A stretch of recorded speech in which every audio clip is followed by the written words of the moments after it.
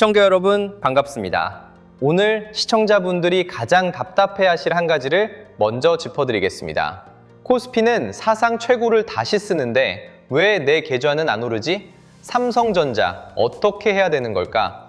이 질문이 지금 시장 안에서 가장 많이 들리는 말입니다. 오늘 영상에서는 이 질문에 대한 답을 데이터로 정확하게 짚어드리겠습니다.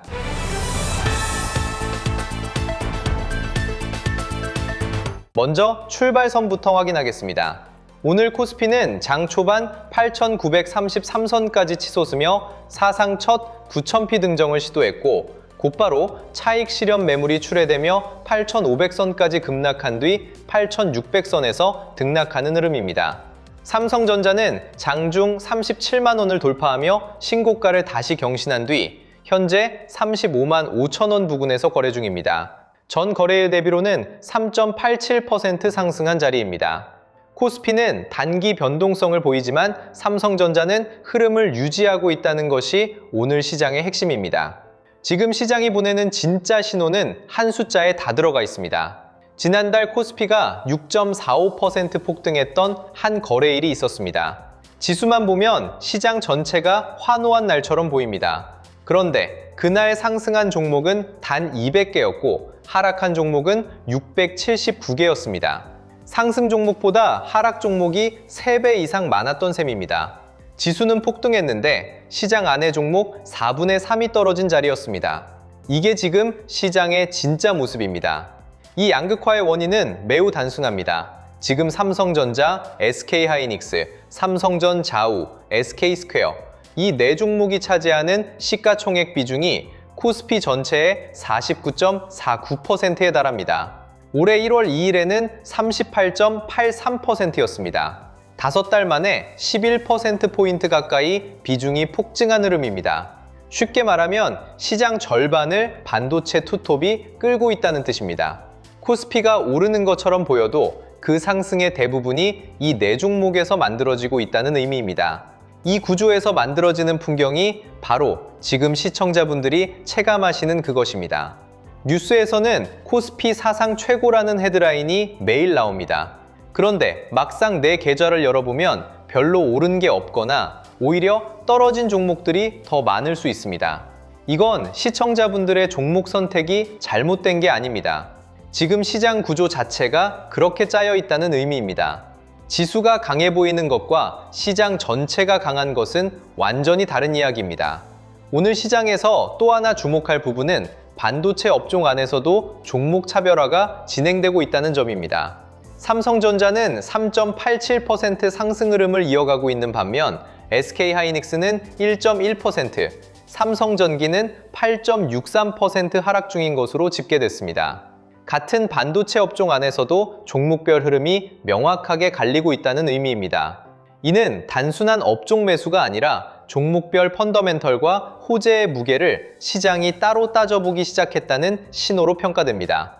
오늘은 삼성전자가 어제 베라루빈 양산 발표에 직접 수혜를 받으며 흐름을 이끌고 있는 자리입니다.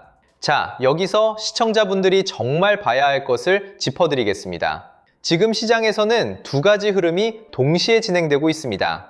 첫째, 돈이 삼성전자 한 종목에만 쏠리는 흐름. 둘째, 삼성전자에서 시작된 돈이 주변 종목까지 번지는 흐름. 이 두 흐름은 보기에는 비슷해 보이지만 시청자분들 계좌에 미치는 영향은 완전히 다릅니다. 대장주 혼자만 강한 장은 오래가기 어렵습니다. 대장주가 움직이고 그 돈이 주변으로 번질 때 시장이 진짜 살아있는 자리가 만들어집니다. 돈이 번지는지 확인하는 방법은 단순합니다. 삼성전자가 강할 때 함께 봐야 할 섹터는 분명합니다. 반도체 장비, 소부장, 후공정과 패키징, 전력 인프라.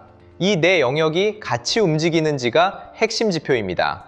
이 섹터들이 함께 강하면 돈이 시장 전체로 번지고 있다는 의미이고 삼성전자만 강하고 주변이 약하면 그건 대장주 혼자 끌고 가는 장입니다. 오늘 시장에서 이 신호를 같이 보시면 지수의 단기 출렁임에 흔들릴 이유가 줄어듭니다. 수급 측면에서도 짚어둘 부분이 있습니다. 오늘 외국인 투자자는 1조 8,328억 원 규모의 순매도에 나선 것으로 집계됐습니다. 반면 개인 투자자는 1조 6,784억 원, 기관은 2,224억 원 규모의 매수 우위를 보이고 있습니다. 외국인이 빠지는 자리를 개인과 기관이 동시에 메우는 구조가 다시 한번 확인된 셈입니다. 이는 지난달 외국인 41조 원 순매도 국면에서 나타났던 구조가 그대로 이어지는 모습입니다. 외국인이 빠지는 자리, 개인과 기관이 받아내는 자리, 이 둘이 마주치는 풍경이 오늘 시장의 진짜 그림입니다. 지금 시청자분들이 가장 헷갈리실 마음이 한 가지 있습니다. 삼성전자 놓친 것 같은데 이제라도 들어가야 하나? 이 마음이 시장에서 가장 위험한 신호입니다. 내가 사고 싶은 순간은 남들도 다 사고 싶어 하는 순간입니다. 놓친 것 같다는 마음으로 급하게 들어가면 내가 사는 자리가 남들이 차익 실현하는 자리가 될 수 있습니다. 지금은 가격을 따라가는 자리가 아니라 흐름을 확인하는 자리입니다. 35만 원 위에서 시장이 어떻게 받아주는지, 외국인 수급이 다시 돌아오는지, 코스피가 같이 버텨주는지, 이 흐름들이 같이 확인될 때 비로소 시장이 자리를 다지는 신호가 만들어집니다. 확인하는 것도 전략입니다. 자, 그러면 양극화 장세 안에서 시청자분들이 정말 봐야 할 것은 무엇이냐? 답은 한 가지로 정리됩니다. 삼성전자가 열어준 길목을 봐야 합니다. 삼성전자가 강해질 때 자연스럽게 동반 강세가 나오는 영역들이 있습니다. 반도체 장비, 소부장, 후공정과 패키징, 전력 인프라. 이 네 영역은 삼성전자의 매출 증가가 그대로 매출 증가로 이어지는 구조에 있습니다. 지수만 보고 있으면 보이지 않지만 이 영역들이 같이 살아 움직이는지를 보면 시장의 진짜 체력이 보입니다. 오늘 시장에서 이 섹터들이 어떻게 움직이는지가 이번 상승 흐름의 지속 가능성을 가르는 분기점입니다.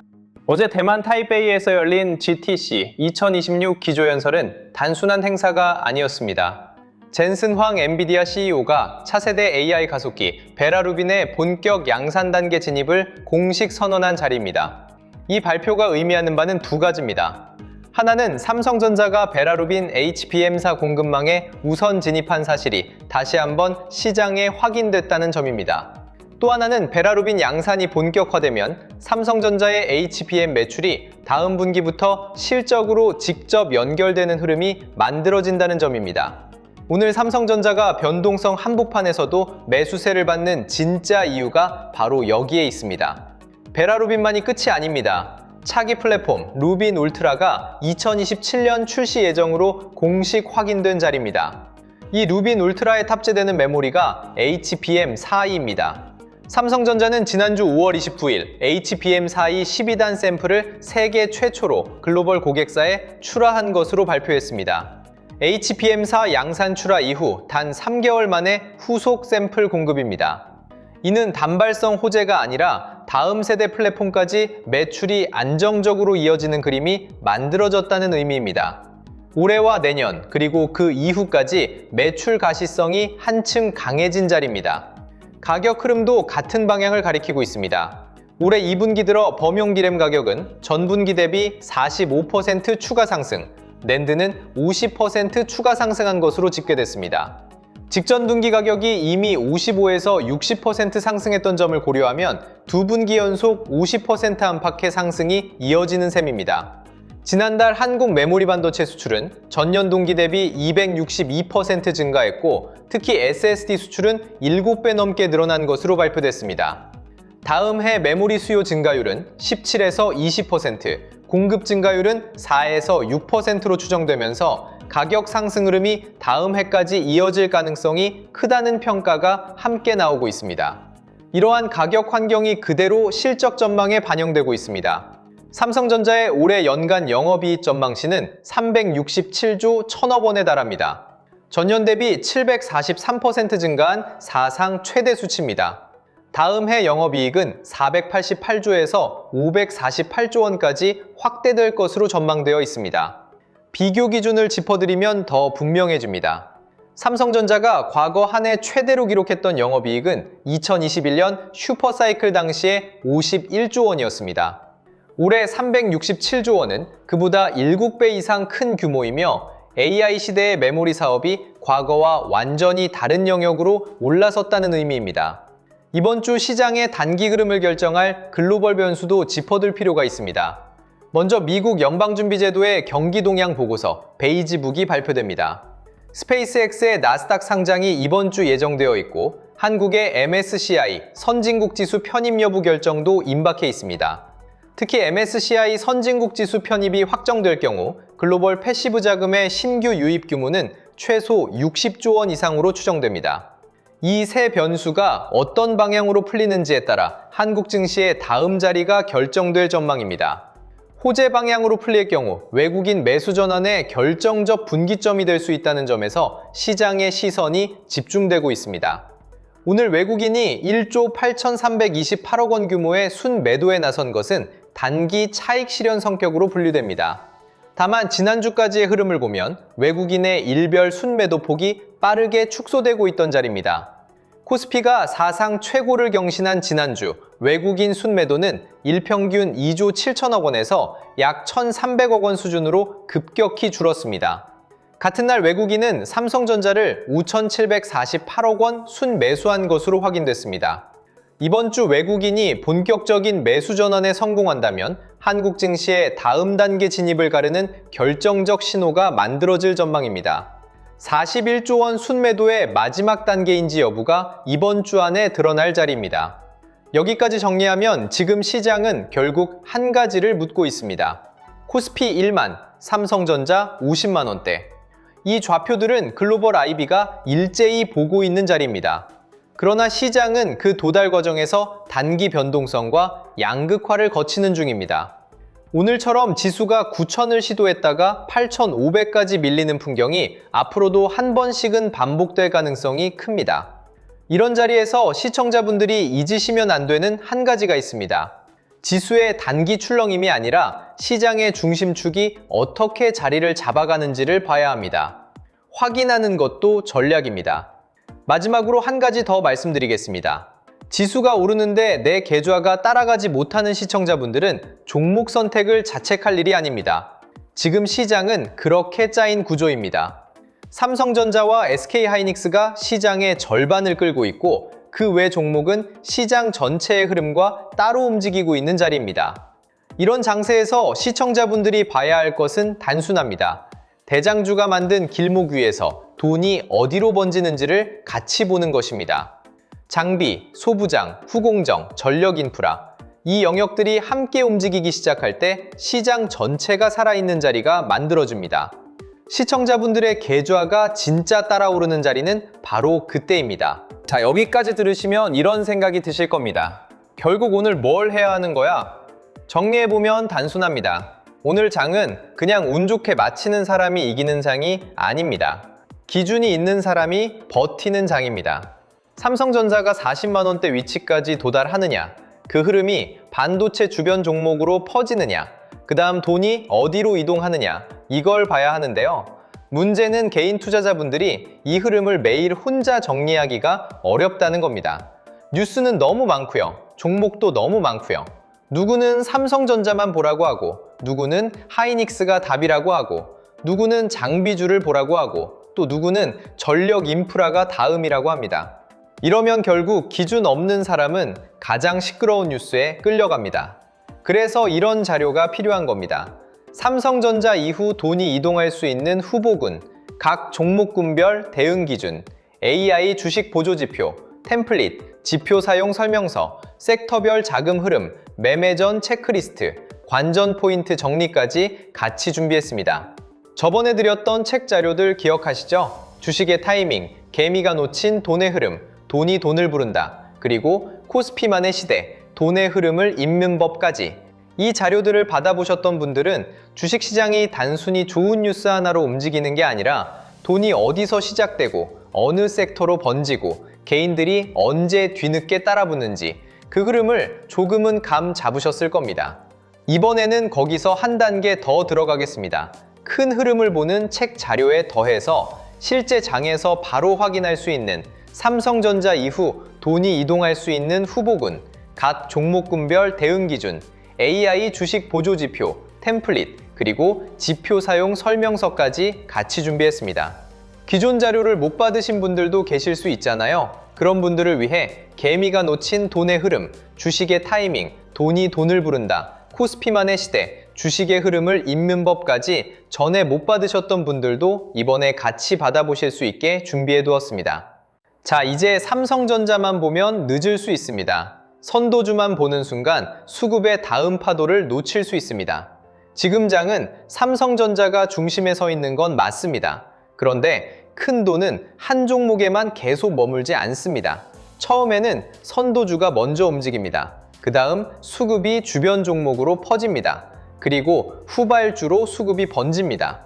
마지막에 개인 투자자들이 뒤늦게 따라갑니다. 큰 돈은 이미 핵심주에 먼저 들어가고 그 다음 장비, 소부장, 전력 인프라 쪽으로 번지는데 뉴스가 크게 퍼질 때쯤이면 이미 1차 움직임이 나온 뒤일 수 있습니다. 그래서 지금은 삼성전자만 볼 게 아니라 삼성전자 다음에 돈이 어디로 번질지 같이 봐야 합니다. 뉴스보다 먼저 돈의 흐름을 봐야 합니다. 이번 자료는 오늘 장에서 감정으로 흔들리지 않기 위한 기준표라고 보시면 됩니다. 삼성전자를 계속 들고 갈지, 일부를 덜어낼지, 눌림을 기다릴지, 아니면 삼성전자 다음으로 돈이 번질 수 있는 후보군을 준비할지 이 기준을 잡을 수 있게 구성했습니다. 이건 이 종목 무조건 사세요 이런 자료가 아닙니다. 리딩방도 아닙니다. 찍어주는 자료도 아닙니다. 대신 여러분이 직접 시장을 볼 때 어떤 섹터에 돈이 붙는지, 거래량이 살아나는지, 외국인과 기관 수급이 들어오는지, 관심 구간인지, 주의 구간인지 체크할 수 있게 도와주는 자료입니다. 이번 자료도 100% 무료로 받아가실 수 있습니다. 받는 방법은 간단합니다. 구독과 좋아요 눌러주시고요. 댓글창에 구독이라고 남겨주세요. 그리고 설명란 링크로 신청하시면 됩니다. 여기서 미루지 마세요. 장 시작하고 나서 뒤늦게 기준을 찾으면 늦습니다. 자료 받아두세요. 당장 매수하라는 게 아닙니다. 먼저 기준을 잡자는 겁니다. 제가 주목하고 있는 후보군, 삼성전자 보유자와 신규 진입자가 봐야 할 관심 구간, 돈이 이동하는 순서, 섹터별 체크리스트, AI 주식 보조 지표, 이걸 받아두고 보는 사람과 그때그때 뉴스 보고 따라가는 사람은 완전히 다릅니다. 필요하신 분들은 지금 바로 구독과 좋아요 눌러주시고 댓글창에 구독 남기고 설명란 링크로 신청해서 받아두세요. 오늘 한국 증시가 마주한 자리는 분명합니다. 코스피는 사상 첫 9,000p 시도와 8,500 급락이라는 큰 변동성을 함께 겪었지만 그 한복판에서도 삼성전자라는 시장 중심 종목은 흐름을 유지하고 있습니다. 베라루빈 양산이라는 글로벌 기술 호재, 30년 만에 메모리 가격 상승이라는 펀더멘털 호재, LTA 가속과 메모리 원가 비중 확대라는 산업 구조 변화, 외국인이 빠지는 자리를 개인과 기관이 동시에 메우는 수급 구조, 이 네 가지 호재가 같은 시점에 정렬되고 있다는 점이 변동성 안에서 시장이 더 분명한 그림을 만들어내고 있는 이유입니다. 오늘의 출렁임은 시장이 끝나는 신호가 아니라 시장이 다음 자리를 찾는 과정의 한 장면입니다.